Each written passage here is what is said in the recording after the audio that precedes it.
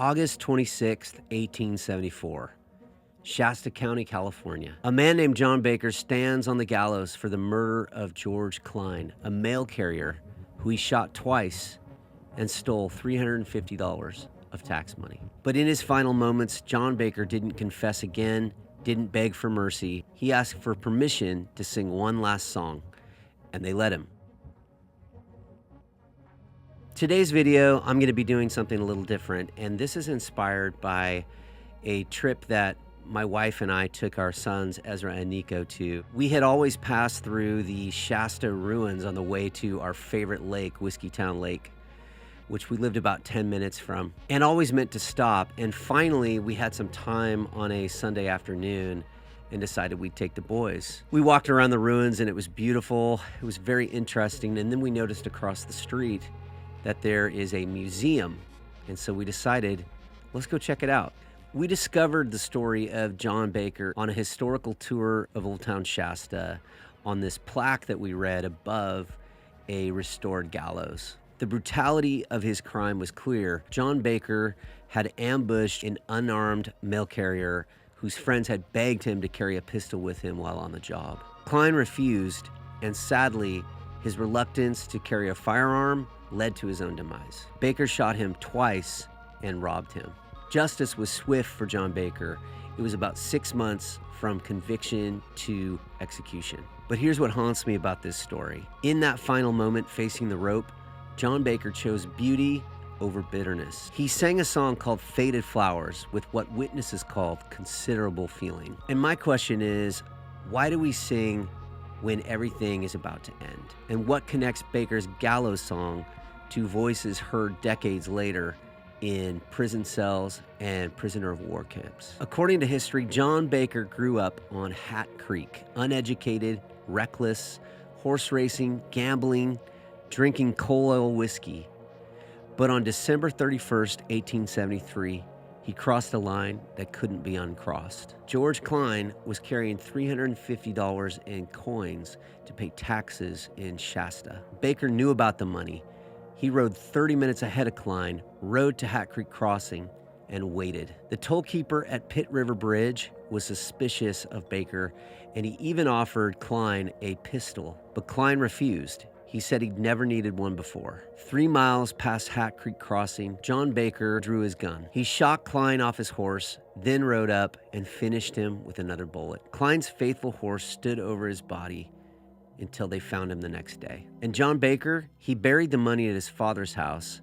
Then he had the audacity to visit a New Year's party at the Fall River Hotel where they brought Klein's body. He danced while his victim lay cold in the next room. But on August 26, 1874, facing the lever, John Baker sang, "Oh, the flowers that I saw in the wild have since dropped their beautiful leaves, and the many dear friends of my childhood have slumbered for years in their graves." A killer's final act wasn't defiance.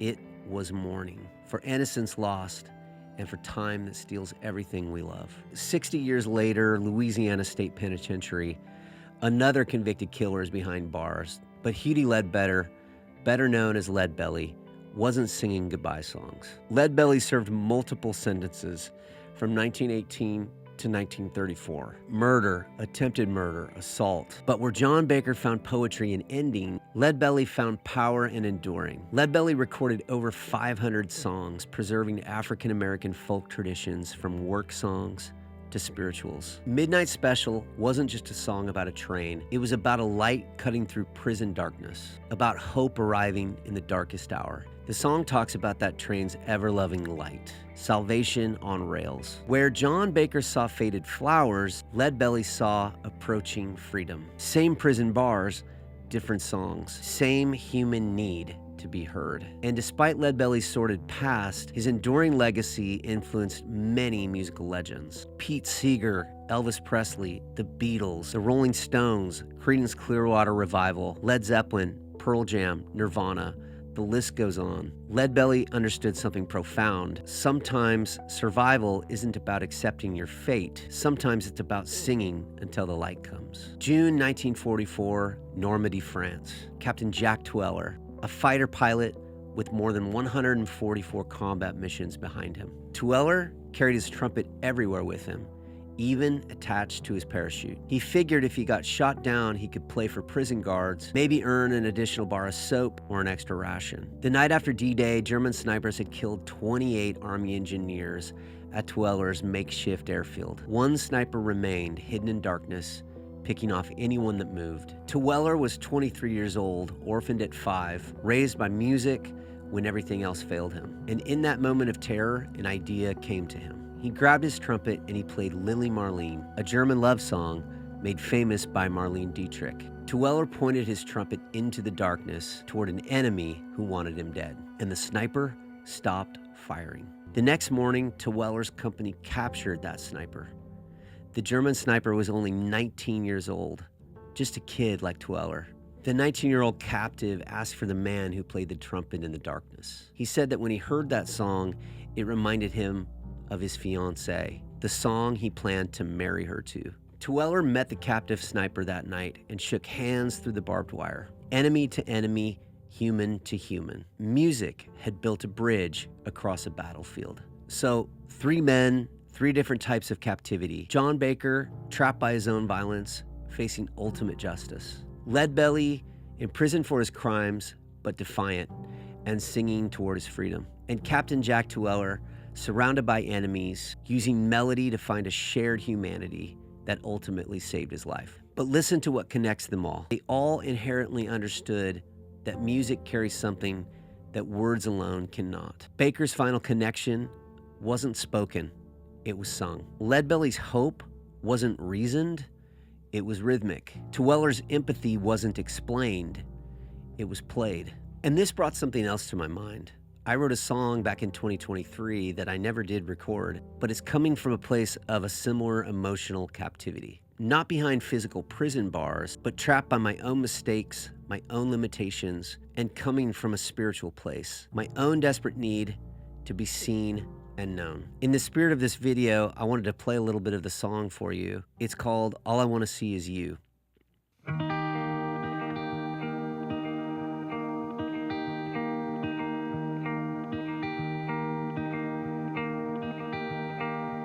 I was just a kid and never thought I could be lost. If there was a prayer, it was for someone else's heart. But heaven locked the gates and threw away the key. But I was wrong, I was wrong, I was oh so wrong. From the cage I played for a taste of what you see when you look at the pages of time, all the scratches and lines that have covered my eyes from the view. But all I want to see is you. All I want to see is you.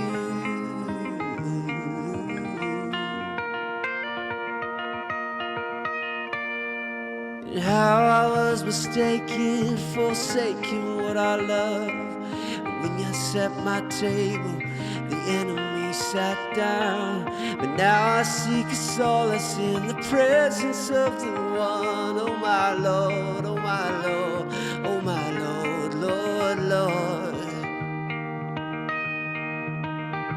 From the cage I bleed for a taste of what you see when you look at the pages of time, all the branches and vines that have covered my eyes from the view.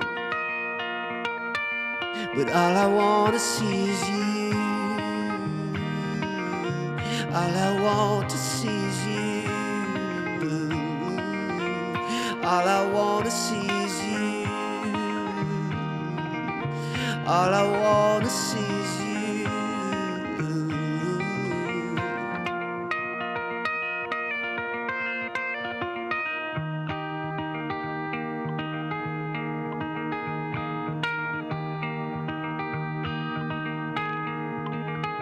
From the cage I bleed for a taste of what you see when you look at the pages of time, all the mountains I've climbed that have covered my eyes from the view. But all I wanna see is you. All I want to see is you. Yeah, all I wanna see is you. All I wanna see is you.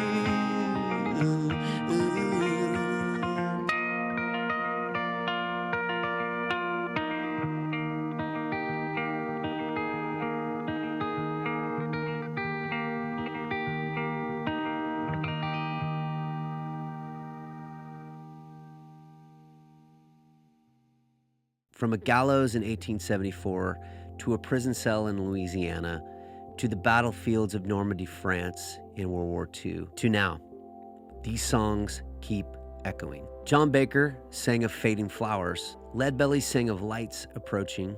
Jack Tueller played love songs across enemy lines. Each found their voice when everything else was stripped away. We all face moments when we're trapped by circumstances, by choices, by walls we built around ourselves. But there's always a song waiting, always a way to reach through whatever separates us. Baker had one verse left, Leadbelly had Midnight Special, Tueller had Darkness and Bullets, but they all chose to sing and play their song. What's your song? If you had one verse to carry your whole truth, what would you sing? Leave it in the comments below. Let's keep these voices echoing together. If this story moved you, please subscribe for more explorations of the songs that survive when everything else falls away. Hit that notification bell, and for all you newcomers, I just want to thank you for joining the Thousand Echoes community here on YouTube. Until next time, stay creative and stay human.